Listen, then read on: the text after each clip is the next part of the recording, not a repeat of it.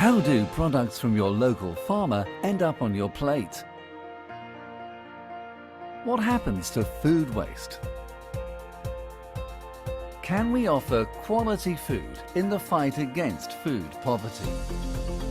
Integrated urban food policies can answer these questions. And the Food Trails project is helping cities develop their own to positively impact food systems. From farm to fork.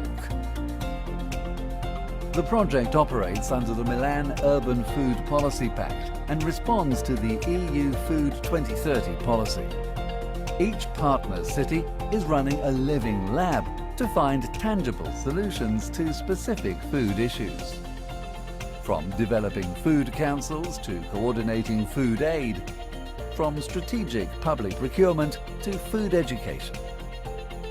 In Food Trails, collaboration is a key ingredient. At the local level, relevant stakeholders are involved in designing solutions. And at project level, researchers and European cities come together to exchange and learn from each other. Create your own recipe for more sustainable, healthy and inclusive urban food policies. Join the Food Trials momentum.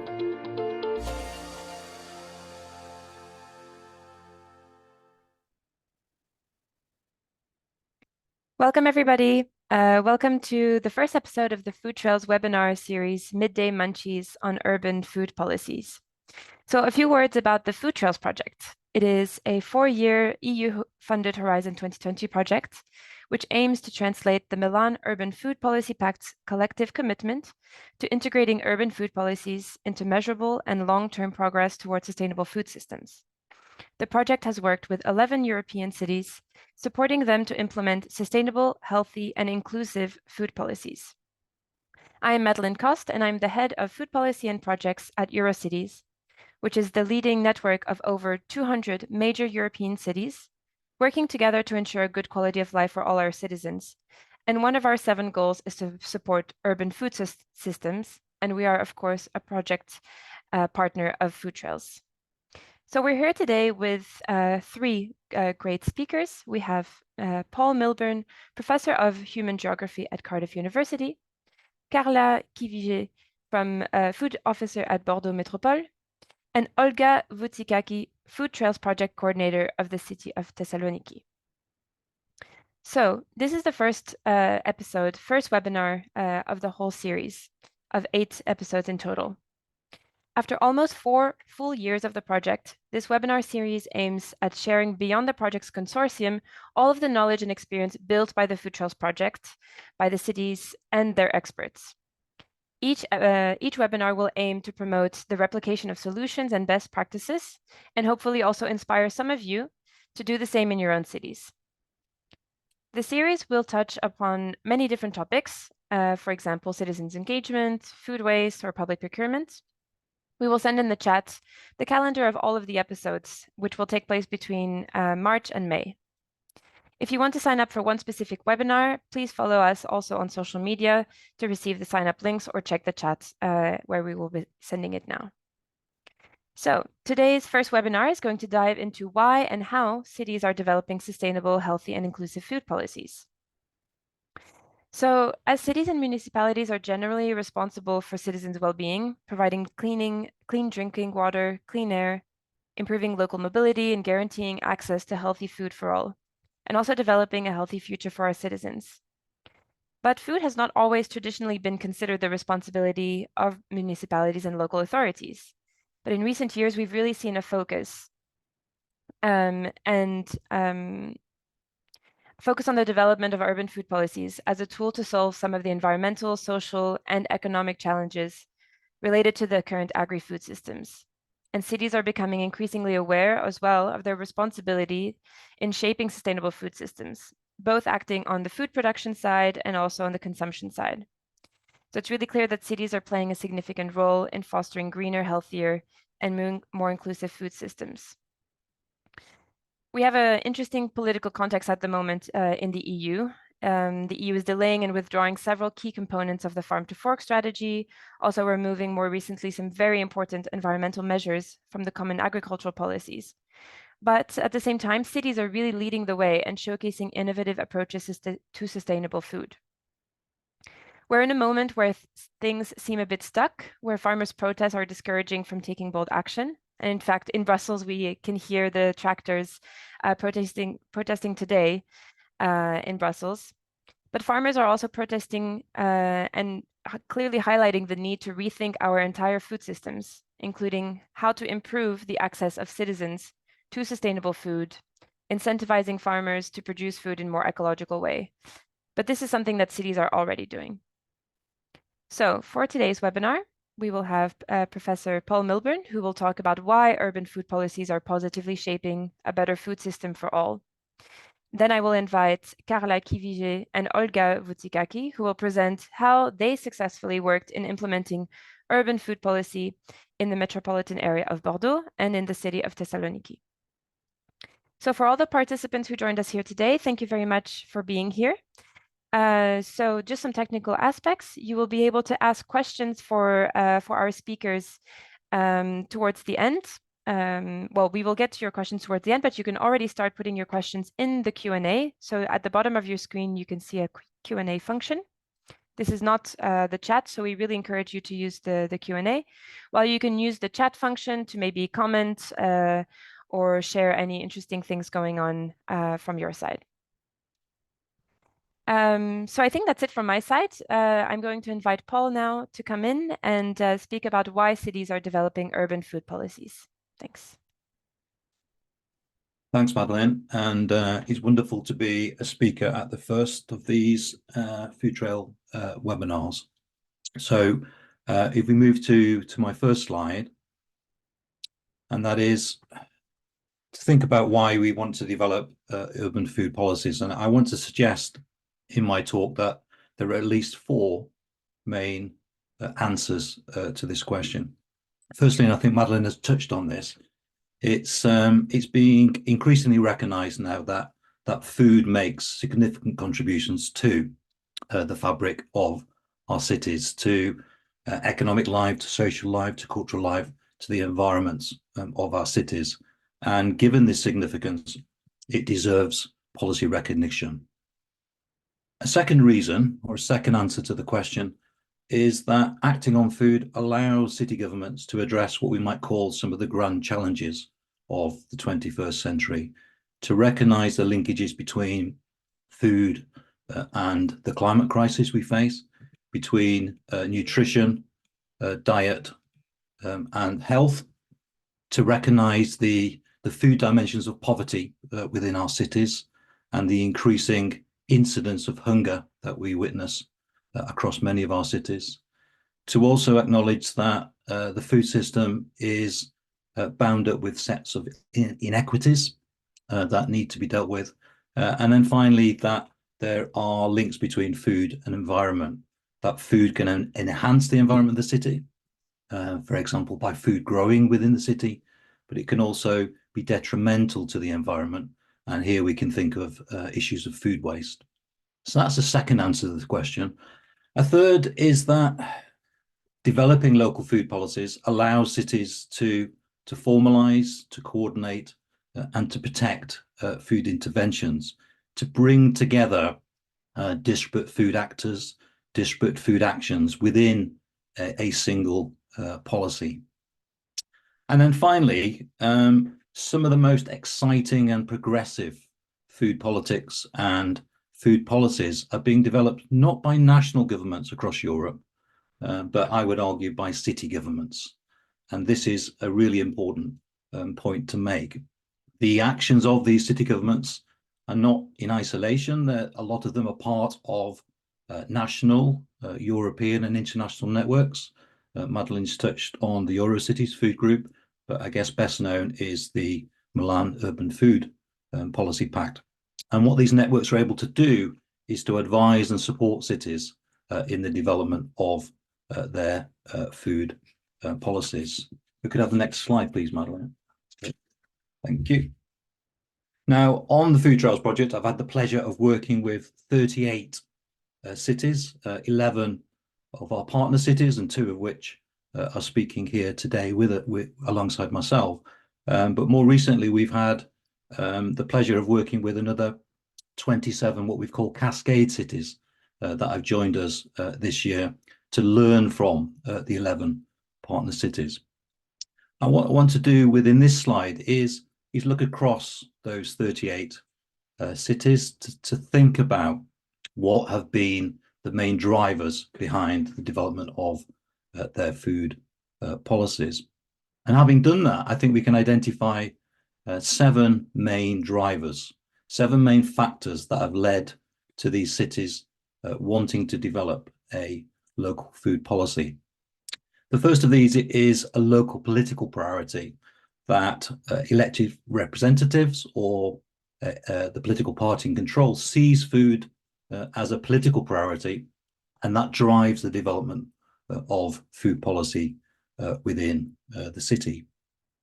Second reason we can identify from the 38 cities is that they're part of a national or a European or an international network, those that I talked about in the previous slide, and they've learned from what other cities are doing and want to replicate aspects of that policy development themselves.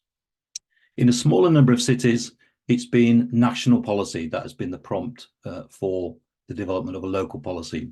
That national policy has come in and required cities to act in particular ways. And in 1 or 2 cities, they point to the EU farm to fork policy as something that has encouraged them to develop a local food policy.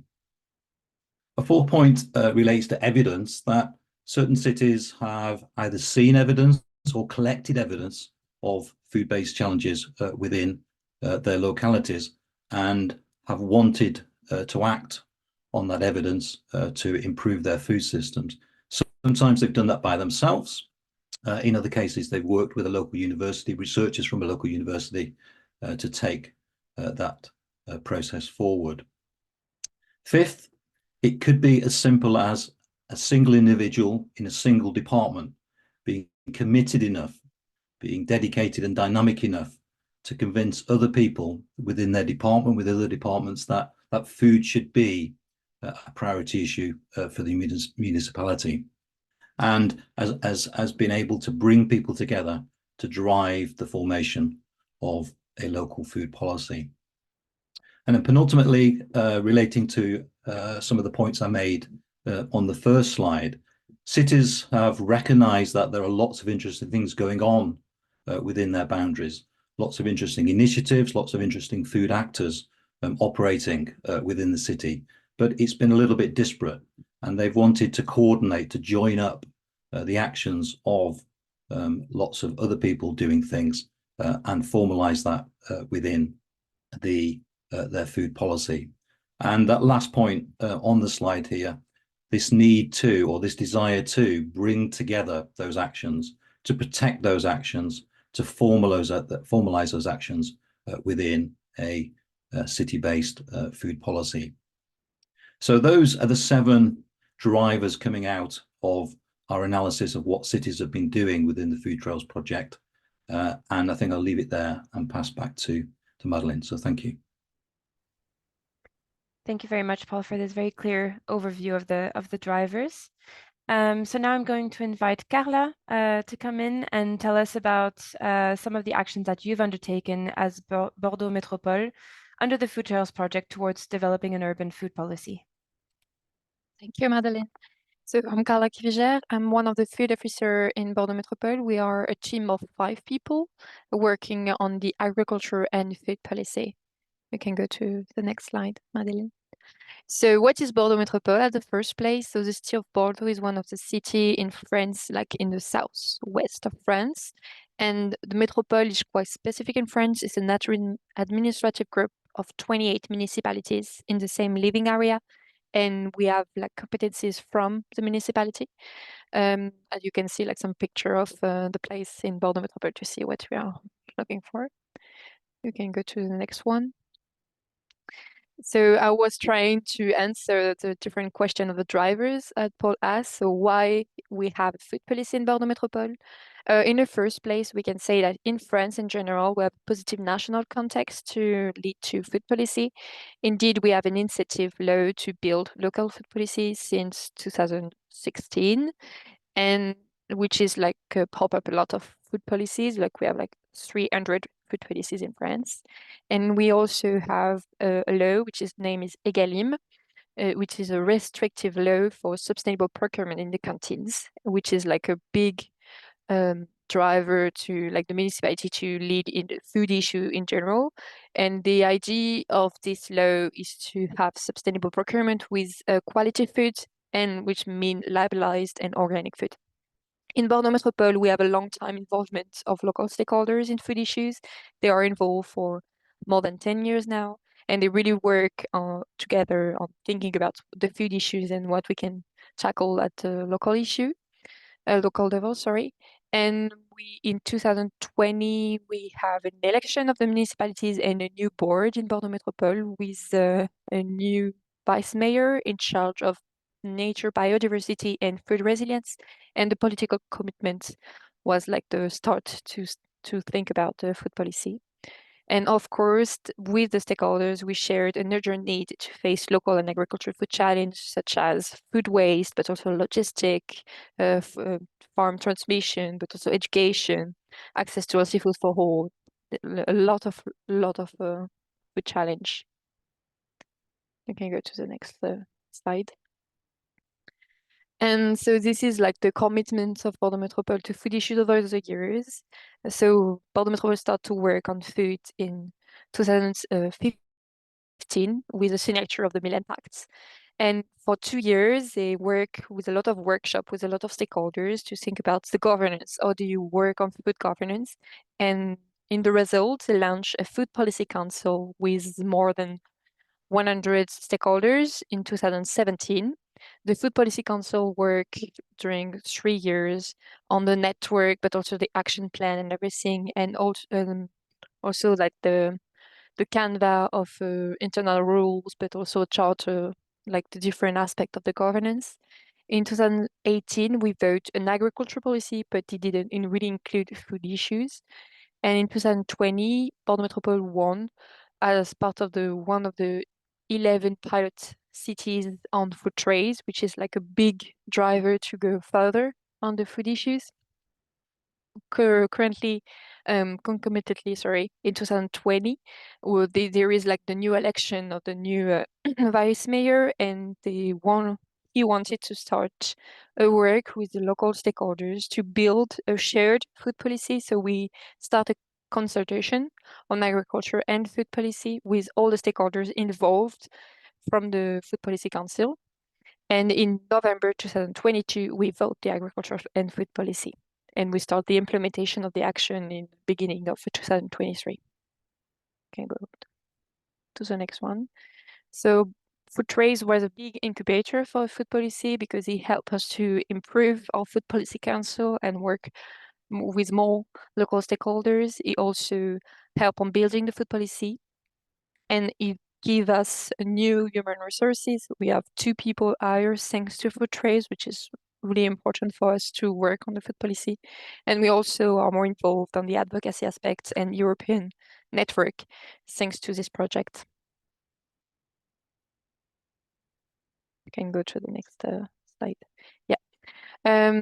I wanted to talk about the how do you build a shared and global food policy, because it was like the priority for us was really to construct and consult local stakeholders to build a food policy which will really meet the local needs. So we organize workshop and a big consultation with key partners, such as elected representatives from the municipalities, the 28, also Bordeaux Métropole officers, because one of the goals of the food policy was to share and give more visibility to action that we already have on foods. And we also consult with neighbor territory and institutional partners. You can go to the next one. So Bordeaux Métropole Food Action Plan is on 6 axes: governance, agriculture, shortage, local supply, public catering, access to healthy food for all, and education. It will be a plan for 5 years. And we have different roles such as coordinator, funder, and facilitator. If you want to know more, we have an article on Eurocity's website, which is like really talk about the building of the food policy. And the last slide is you have the address, the email address for the PAT, which is like the food policy project. Thank you. Thanks so much, Carla, for this very brief overview. We know that you surely have a lot more to say and to share with us about what Bordeaux is doing, but we'll have the chance to open up the discussion a little bit in a moment as well. But before that, I'm now going to invite Olga to give a short presentation also about what the City of Thessaloniki has been up to. Thank you, Madeleine. Hello, everybody. Thank you for the invitation. I'm Olga Voutsikaki. I'm an external partner of the Municipality of Thessaloniki, a project coordinator at Food Trails. Let's change the slide. Thank you. I was thinking why urban food policies, and the answer, the main reason is because our city loves food, good and healthy food, Mediterranean diet, solidarity, and of course to be in action. Some characteristics like our region, the Central Macedonia and Thessaloniki is first nationwide in agricultural production. The city has its own unique gastronomic identity, a very active civil society, and of course, public officers to act further and very experienced in policies. Next slide, please. So there are some facts that led to needs, and this needs led to food policies, the need of implement food policies. The fact of the wide agri-food sector with too many kinds of products, products from Mediterranean diet that produced within a 1 kilometer radius from the city, leads to needs that arise like support and link the local products and the farmers with the city's enterprises, markets and restaurants to contribute for sustainable food systems and local development, to shorten and strengthen food production chains, and of course limit food systems' impact on climate and environment. Next slide, Madeleine, please. The other fact is the fact of the food initiatives. The Food Festival of Thessaloniki and other food events which are hosting lots of tourists and citizens, the participation of Thessaloniki in the Creative Network UNESCO City of Gastronomy, the Creative Department of Tourism and Culture of the Municipality of Thessaloniki, actions to support food events, nutrition of vulnerable groups, and the food procurements providing products of cedar gardens, meals for social structure, and the departments of the municipality, the action from the departments of social policy and Directorate of Education. And needs that arise is to maintain and enhance gastronomic identity and promote local products, the access to health and nutrition and nutritious food for all, food campaigns, and of course the political commitment. Next slide, please. Other food initiatives in our city that are very important is the Urban Vineyard and Doxa Park, a space for urban agriculture, space that hosting a lot of tourists, visitors, communities, school community, neighbors, a space that a lot of living clubs and workshops are implement, participatory workshops with residents, informative tours and visits at the vineyard, and the establishments of vegetable gardens at schoolyards. And of course, the joining in creative networks like Urban Vineyards Association last year, and all this leads to needs like engage more communities on these food initiatives to improve citizens' well-being, support the self-production, create stimuli for students, families, young people, and again the political commitment. Next slide. But the main triggers that led to shift to urban food policy for the city of Thessaloniki was, of course, the participation of the municipality of Thessaloniki in the working group of Eurocities, the signing of the Milan Urban Food Policy Pact, the Net Zero City Mission, and the signing of the European Climate Pact, and of course, the project we are working for, the Food Rails project.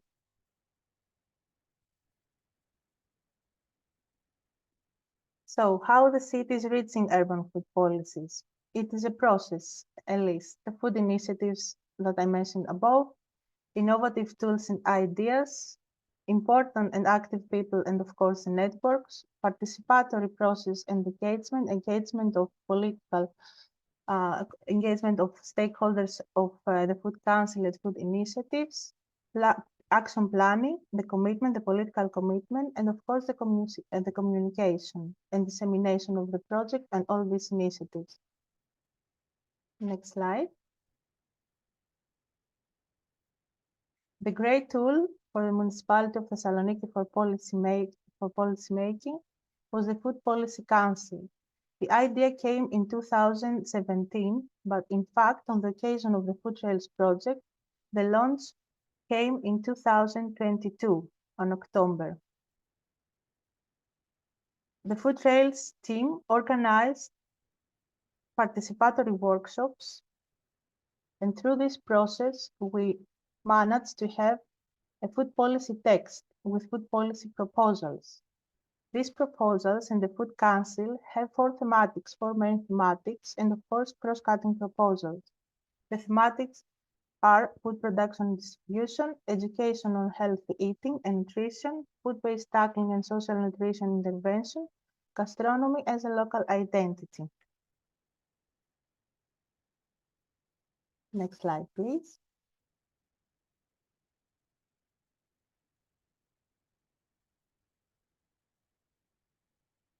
Next slide, Martin. Okay, the previous one. Thank you. So the tool now for a successful participatory process and the Food Council is to build a creative group of stakeholders, representatives of departments, bodies, universities, enterprises, associations, NGOs, and the long-term engagement of these people are involved. Here you can see some of bodies and the departments of the municipality of Thessaloniki, associations, organizations. And here I want to say that, for example, for Food Trails project and on the occasion of the project and for the Food Council in the municipality of Thessaloniki, they are collaborating with different departments, like the operational planning department runs the Food Trails project, the Directorate of Maintenance Green and Environment, the Social Policy Department, Directorate of Education, Food Waste Circular Economy Department. So you can realize that, of course, it is very important for the municipality, all this collaboration. And of course, our stakeholders, they are very active and participated in the workshops for recording and creating all these food policy proposals.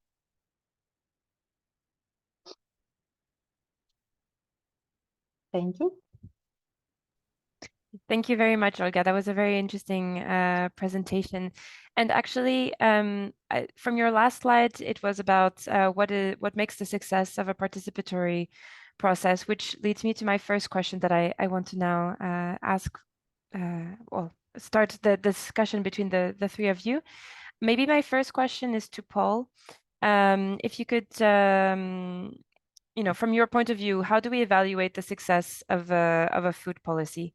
And also just to remind everyone that you can use the Q&A function. I'm seeing a few questions come in, so that's great, but we'll get to those in about 10 minutes.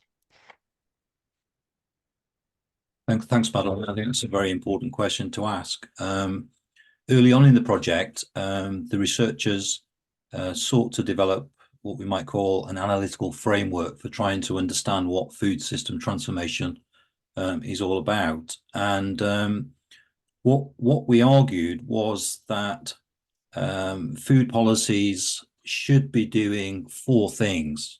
One, they should be looking to develop multiple benefits, so what we call co-benefits, across the social, the economic, the cultural, the environmental spheres. Secondly, we suggested that successful food policies should look to, I guess, shorten supply chains, or put another way, to connect city consumers with food producers in the city region or the rural hinterland around cities.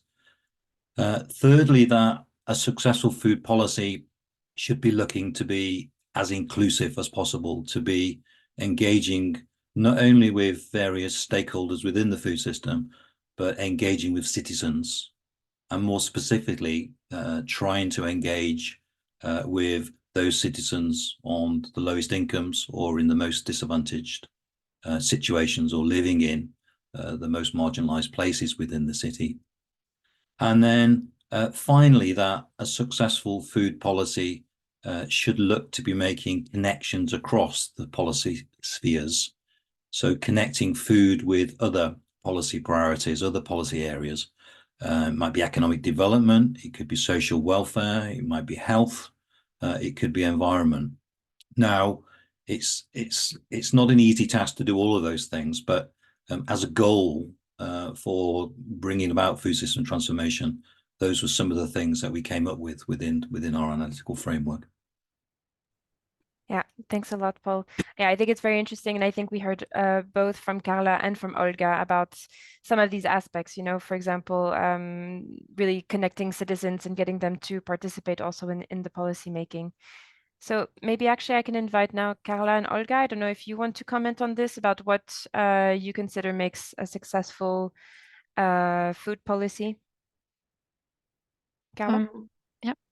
And it's difficult to assess this aspect as a short in a short-term time, but we can say that we succeed in the building with the food policy, because we really consult a lot of people, and they really share the fact that thanks to this consultation, the food policy, the writing of the policy was really answering the need.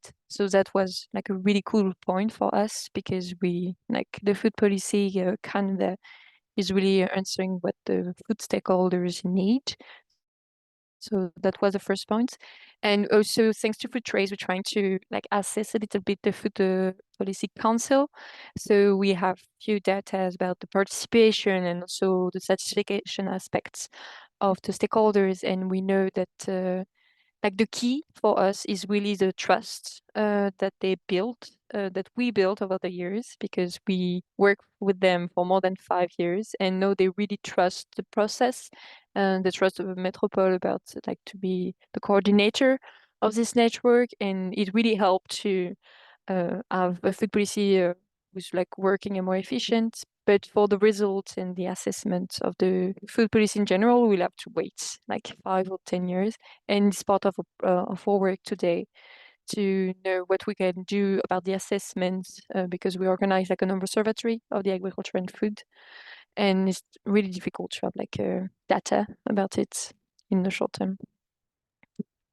Yeah, thanks a lot. I think that's a very important point, that in fact, indeed, you cannot measure directly all of the co-benefits that were mentioned by Paul in such a short time frame, but already this building of trust with the citizens, getting them to engage in the local policy, I think are very, of course, very important aspects.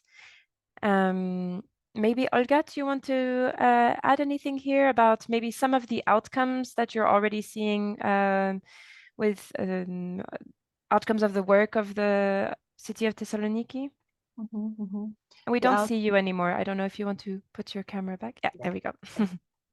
The outcomes and impacts for us are very clear, because as I mentioned before, with the project and the Food Council of Thessaloniki, we managed to validate the food policy proposals. After the participatory workshops and the food policy proposals, we have the signing from the City Council of Thessaloniki, and now we have a food policy text that was approved. So for us, this is a success, and it's an important outcome for the City of Thessaloniki. But furthermore, on the occasion of this project, I have to say that a lot of living clubs came to the city, workshops, participatory workshops, living clubs in urban agriculture spaces, establishment of vegetable gardens, edible gardens with school communities. So all these for us are impacts on the communities, on our society, and of course environmental impacts of all these actions. Yeah, thank you very much for that answer. I think I had another question maybe before we move to the audience questions, maybe for Carla. If you can talk a bit about why cities are the best placed to develop innovative food policies, and maybe touching a bit upon the fact that, I know that Bordeaux is part of several city networks. Maybe you can talk a bit about that. Yeah, I don't know if like the city are the best place, but actually it's a good place because we answer public interest, which is really interesting and help to is not neutral, like it's never neutral because it's politic, but still we can help to have like a really big consortiums with a lot of stakeholders and to shared a common objective, which is more easy when you from the municipalities or the metropole. And it's also for us is really the connection between local and national and also European level, because we are involved in the lot of networks, as you said, in the regional level, in national level, European one, and we're trying to be the voice of the local stakeholders and the local action that we have for to improve the law, to also have more financial investment on the subject for local stakeholders, but also for food policy. And it is really, really interesting to like to be also bottom-up aspect. And also we learn a lot from the networks, which is trying to have more at the local level, like what we learn from the national and European one. Yeah, absolutely. Thank you. And I think, yeah, this is precisely also the goal of the Food Trails Project and of this webinar series is really for cities to hear from other cities about how, like, what is possible, what is the different means of action that they can take. Of course, every context is different, as we know, but there are so many lessons that can be learned and shared between different cities. So we've received a few interesting questions in the chat. Some of them are a little bit technical, maybe, but I think some of them are interesting. Maybe the first one, and I'll invite anybody who wants to answer this one. And it's definitely one that, yeah, concerns every city. But what are the main challenges for the continuity of local food policies when the mayor changes? Because we've talked at the beginning about the importance of having the political commitment. But what happens when the people in charge change? I don't know if one of you wants to come in on this. I can start if you want. I think it's a really big challenge.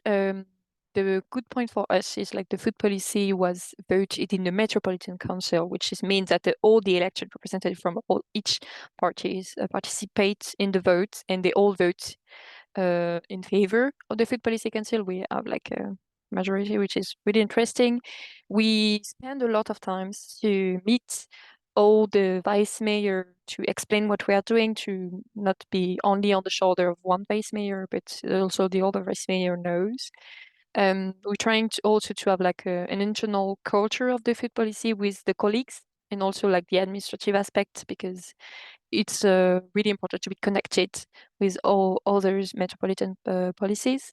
And I think the network, like the agriculture and food stakeholders, they also have a role in that, because they can like explain to Bordeaux Métropole if they change the objective that, yeah, but you shared objectives with us, so now you have to commit your objective. And even if the food policy is voted for 5 years, I think we will have a continuity, maybe less, maybe more. We will see. It depends on the result and it depends on the new board, but we will not stop everything. We'll maybe rebuild it with the next generation of elected representative. Yeah, thanks very much, Cara. Paul? Yeah, I'll add something. Yeah, I share what Carla has said there, but I guess the trick is twofold, really. That the formation of the food policy in itself acts to protect the actions that the city wants to develop from political change. It's harder to abolish a policy that's been there a while. But secondly, I guess the way you stop that happening is by getting the cross-party support for that policy, and broader than that, you're getting widespread support from your citizens. And so it becomes harder then for a new political leader or new political party to dismantle what is well supported within the city. Yeah, absolutely. Olga, did you want to add something as well? I agree, both of Paul and Carla, of course. And the only thing I want to say is that, of course, the mayor or deputy mayors has to understand the importance of these tools, of these projects and initiatives, because the development concerns the city, concerns the authorities, so they must support them. And I don't know if maybe someone does not want to support any kind of initiative, maybe then the civil society, the communities must be more active.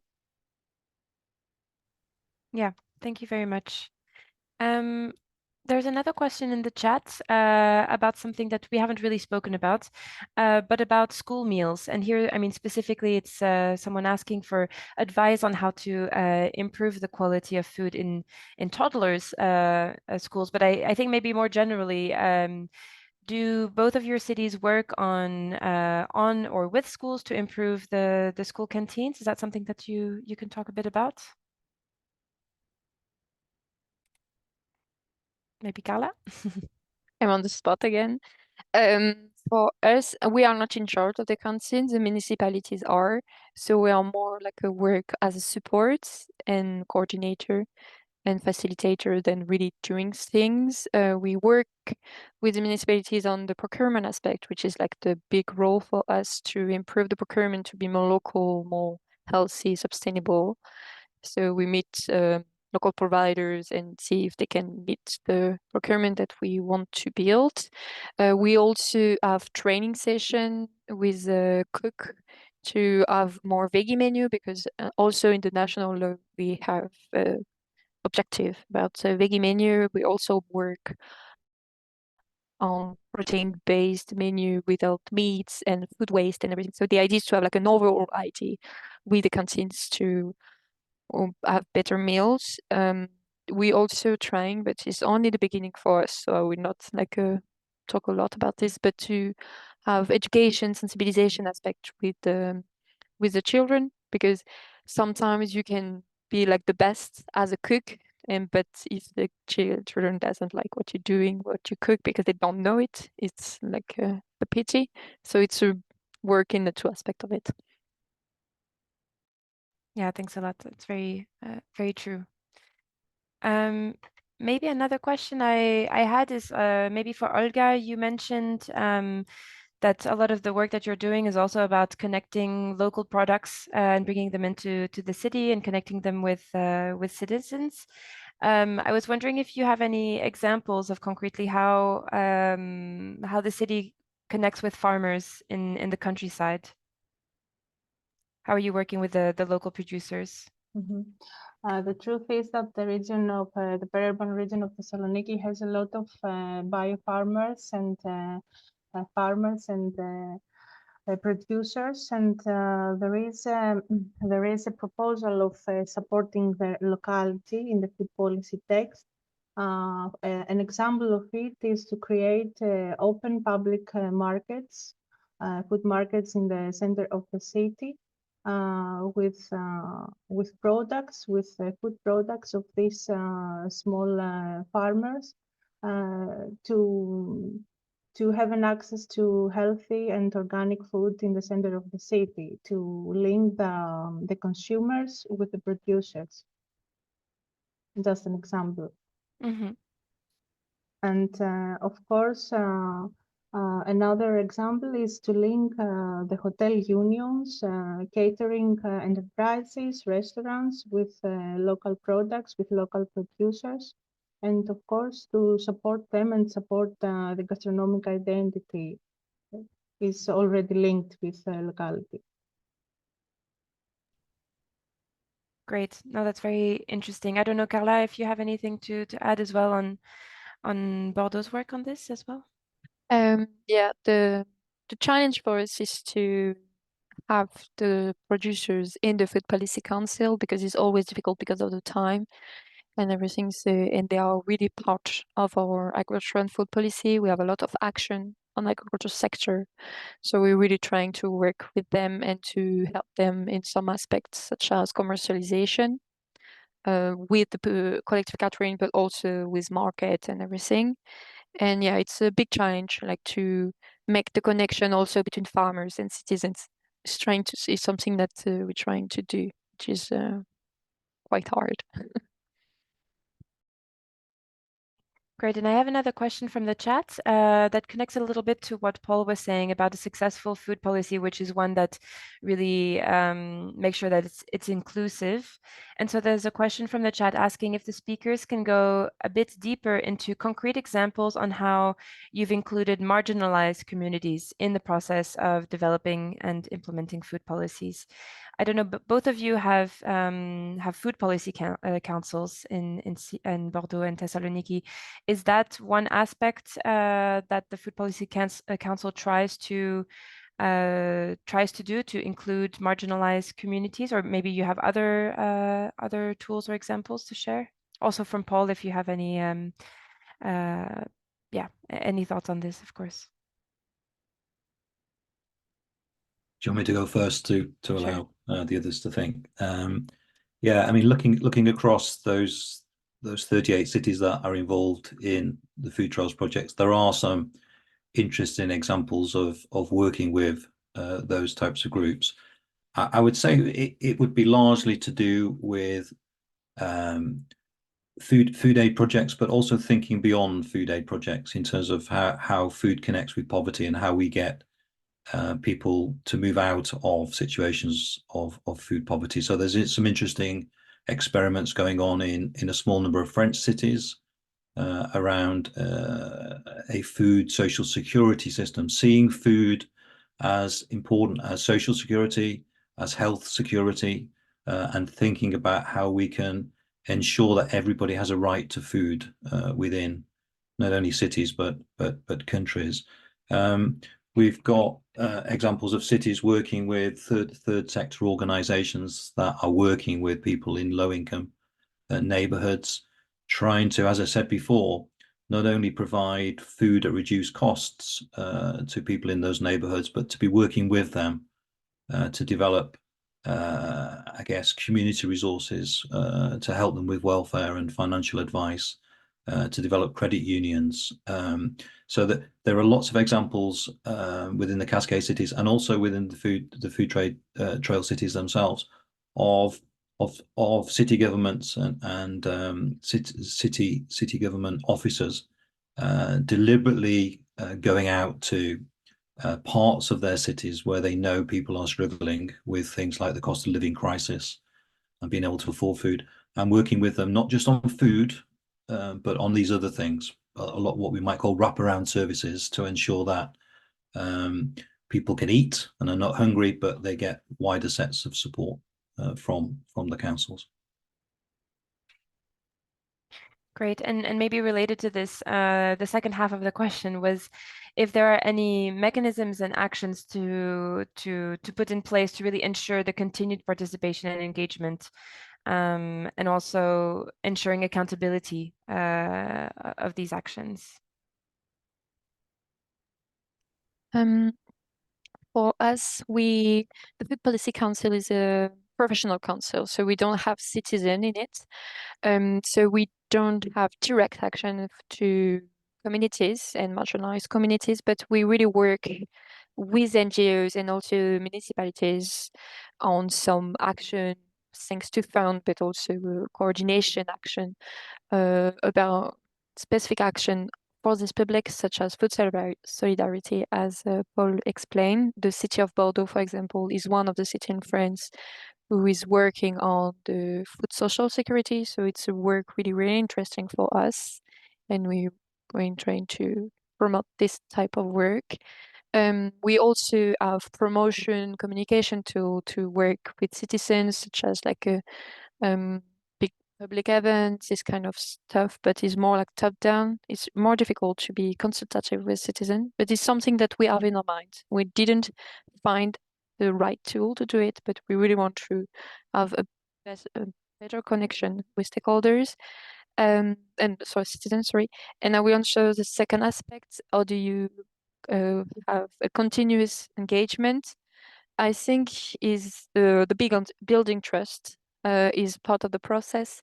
You have to be there, you have to be known, you have to answer the stakeholders, and you have to show that you are a facilitator and you work for them. It's really the position we're trying to have in Bordeaux Métropole. As part of our action, we really are trying to work for the municipality, work for the stakeholders. Like the idea is the food policy is not for us, but for them. And we had a big change of the food team 2 years ago, and it was a big challenge. And the network will continue if the food officer will, like for 5 years, leave. And it continue because we spend a lot of time to meet them, to see what they need, and to ensure that we have a continuous link to them. And also achievement, like you cannot commit with stakeholders if you don't have achieved goals. So the assessment of the first generation of the food policy would be really important also, I think. Olga? Trying to combine these both questions, I would like to add that the key, the challenge, and the best practice, in my opinion, is to build a relationship with the stakeholders, to build it on trust. The relationship to be clear and creative, and the long-term engagement need this key. For us, for the municipality of Thessaloniki, the tools are coming through the Food Policy Council. For example, now, okay, we had the participatory workshops, we had the proposals, we had the approval, but now we are trying to make the next step, again with participatory process, but to set ambassadors in its thematic area. For example, experts of the city, professionals and professors, or experts and partners of the departments in its thematic area. For example, nutrition for vulnerable groups, or food production or gastronomy issues. So we have to work a lot.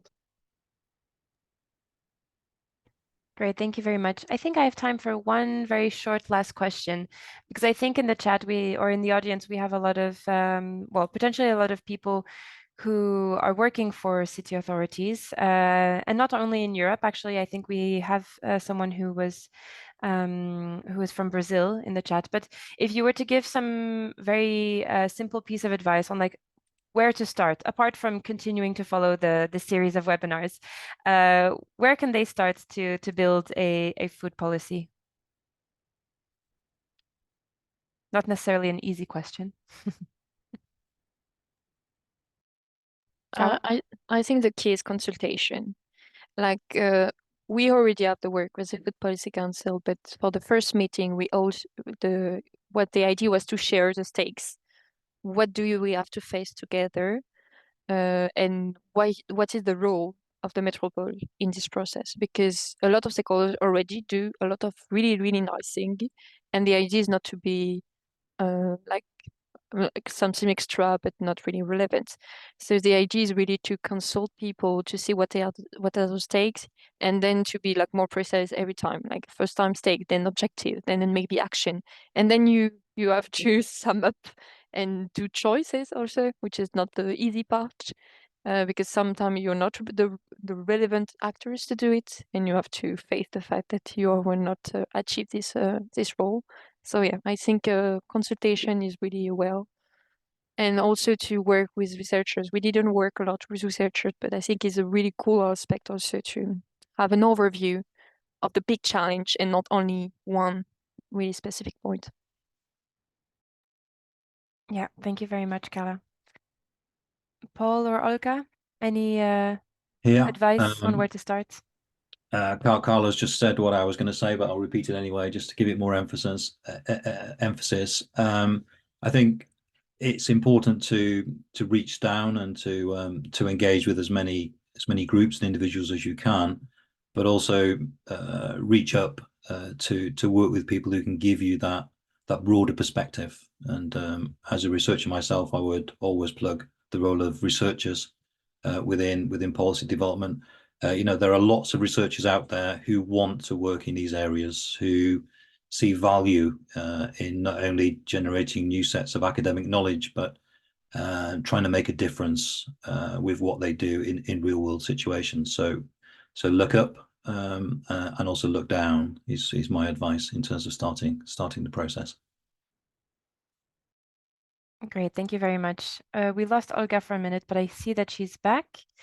Olga, are you there? Yes, Yeah. I'm back. I'm so sorry. No problem. Network issues. No problem. Do you want to share one small piece of advice on where a city could start to start implementing a food policy? Mhm. I think that I have already mentioned before with the 3 steps like food initiatives, what you have in your city, networks, important people and networks, and then tools, innovative tools, inspiration of these creative networks and projects in your city. I would just add something like you need to take the time to engage the good and like the relevant stakeholders.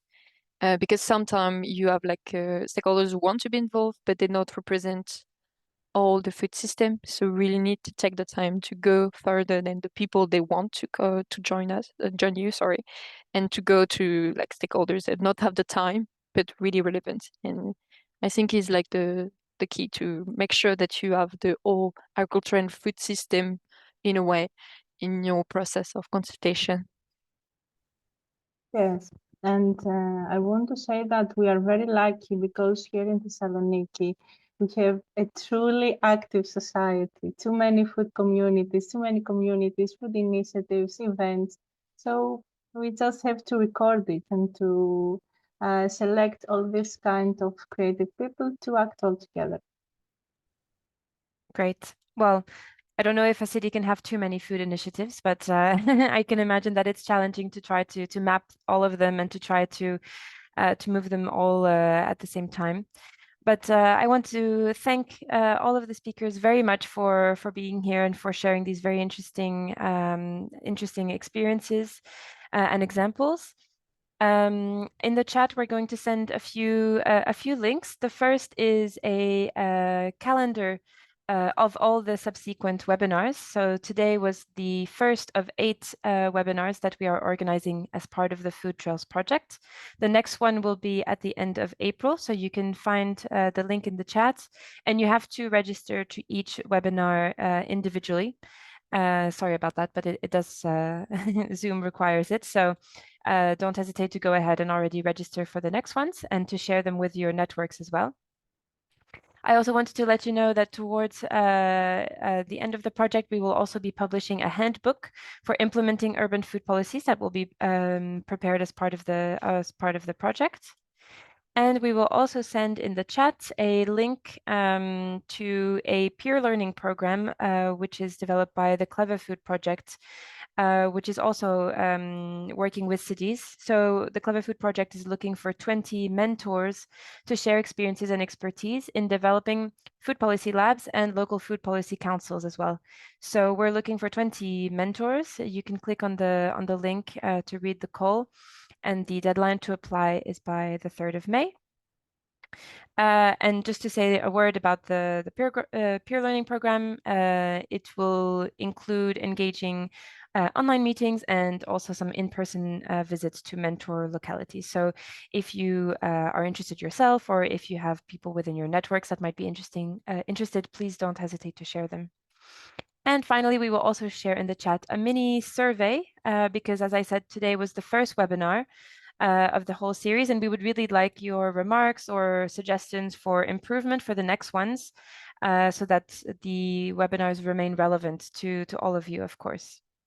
I don't have the time to do much of a summary of everything, but I think the questions from the audience and participants were very interesting and really got to the key questions, which was why cities should be developing urban food policies. And so, yeah, I just invite you to register for the next webinars to see the next our next presentations and hear from more Food Trails experts and cities. Thank you, everybody, and wishing you a nice afternoon. Thank you. Thank you very much. Thank you. Thank Bye-bye. you. Bye. Thank you. Bye-bye. Bye-bye.